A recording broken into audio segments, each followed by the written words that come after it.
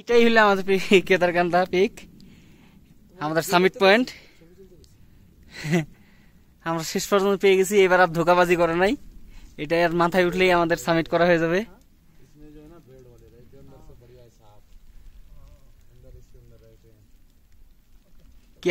কোনো পাথরের নিচে বসার জায়গা পাইলেই কোনো ছাড় নেই, এখানে যাই বসে যায়।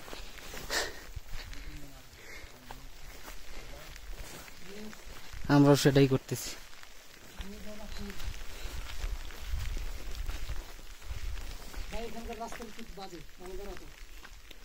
আচ্ছা,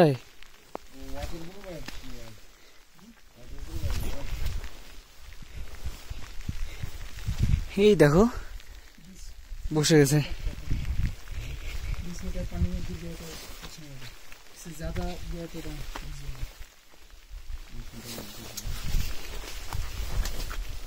ए हे, ये तो गोबर का गुरगुरा है। ये भेड़ का